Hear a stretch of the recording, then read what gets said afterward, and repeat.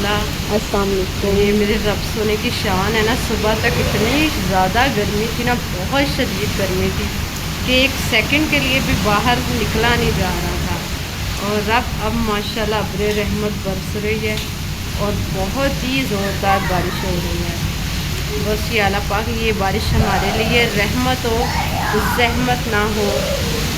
अल्लाह पाक अपना फजल करम करे। शुक्र अल्हम्दुलिल्लाह, अल्लाह पाक का शुक्र है कि गर्मी का ज़ोर टूट गया है। सुबहान अल्लाह, रब की ज़ात कुछ भी कर सकती है। ये फ्यू सेकंड्स की बात है, अभी तक बहुत गर्मी थी और अब देखें और बेशक वो ज़ात कुछ भी कर सकती है। जो भी वो करती है वो बेहतर करती है। अल्लाह पाक सब पे करम करे और बहुत ज़्यादा बारिश हो रही है।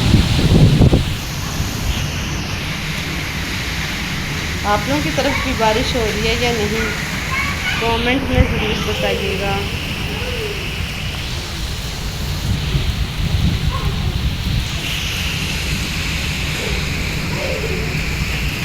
बारिश की वजह से पूरे सहन में पानी खड़ा हो गया है।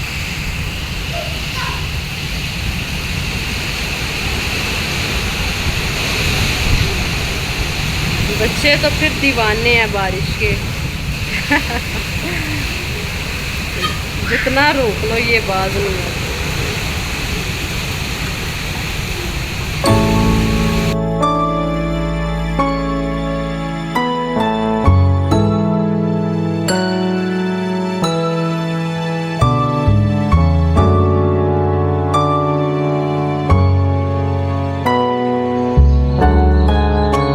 गॉड, बारिश तो बहुत ही ज़्यादा हो गई है और बारिश होने से हमारे पूरे घर में पानी जमा हो गया है, इवन के कमरों तक आ गया है।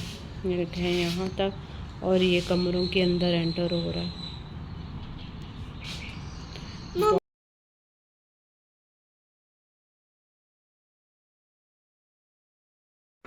पानी बहुत ही ज़्यादा जमा हो गया है और इसको निकालने के लिए बहुत ज़्यादा एफ़र्ट करनी पड़ती है। तो इसको निकालने की अब कोशिश करेंगे ताकि ये सारा ड्राई हो जाए।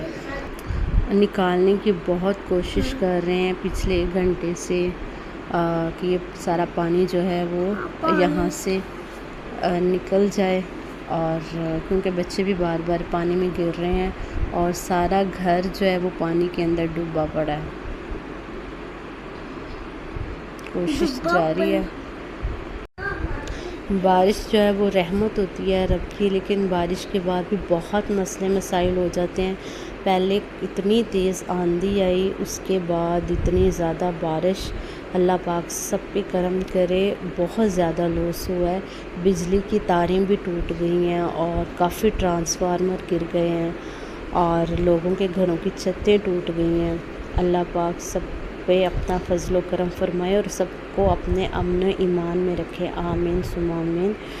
अल्लाह पाक इन सब आफात प्रॉब्लम से सबको सेफ़ रखे और इस बारिश को हमारे लिए रहमत बनाए, हमेशा ज़हमत ना बनाए।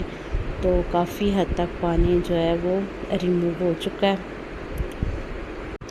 जब बारिश होती है उसके बाद मौसम तो काफ़ी अच्छा हो जाता है, लेकिन 2-2 दिन हमारे एरिए में लाइट गायब रहती है।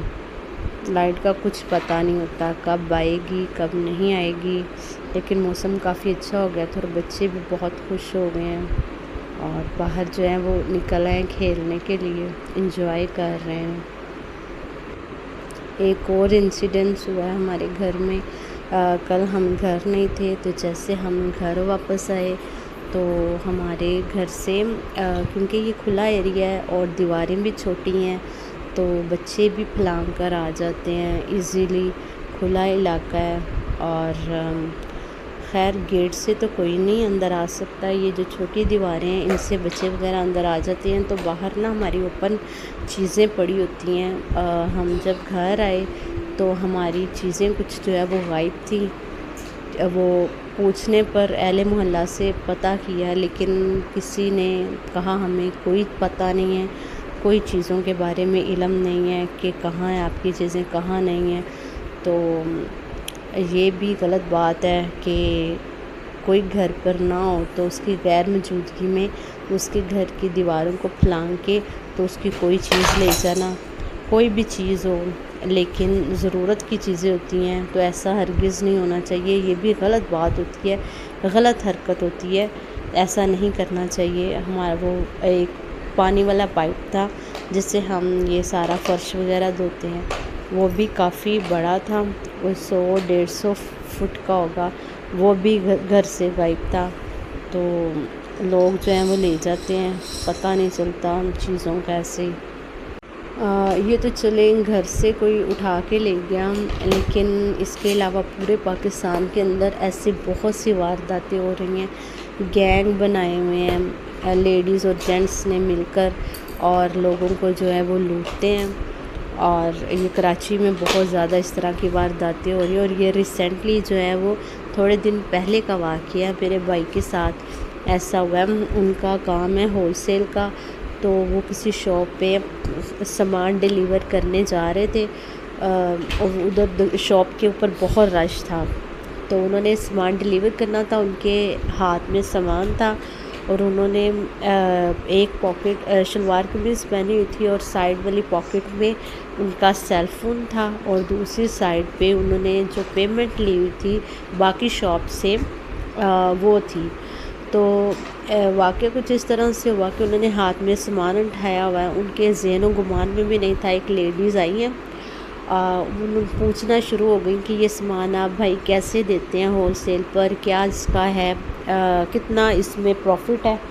तो उसने बातों में लगाया, तो जो उनके साथ था उसका जो मतलब साथ मिले होते हैं, साथी था उसका, उसने आराम से जेब जो है वो काट ली। इतनी आसानी से उसने सफाया किया कि कुछ भी किस पता नहीं चला। और जैसे ही वो सामान डिलीवर करके नेक्स्ट शॉप पे गए, उन्होंने देखा कि ना तो जेब में जैसे हाथ डाला, ना उसमें सेल फ़ोन ना पैसे। वो तो हैरान और परेशान हो गए। तो खैर हम थाने में एफ़आईआर दर्ज करवा दी है। और आप लोग भी जब भी बाहर जाएं अपनी चीज़ों की एहतियात किया करें, अपने सेल फ़ोन की, अपने पैसों की।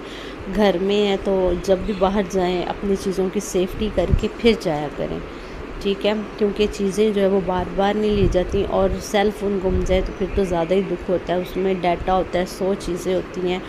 तो इन जो मिस्टेक्स हैं आप लोग भी इनसे बचें और नेक्स्ट टाइम इस एहतियात करें।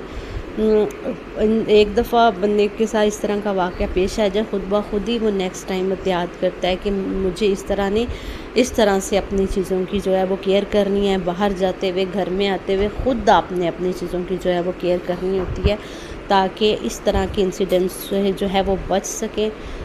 बहुत ज़्यादा इस तरह की वारदातें हो रही हैं, लोग जो हैं वो बाज़ नहीं आते, सफाया कर देते हैं, समझ नहीं आती ये लोग इस तरह से क्यों कर रहे हैं। लेकिन अपने तौर पर आपको अपनी सेफ्टी ज़रूर करनी है, ताकि आप इस तरह के मसले मसाइल से बच सकें और आपका बिल्कुल लॉस ना हो।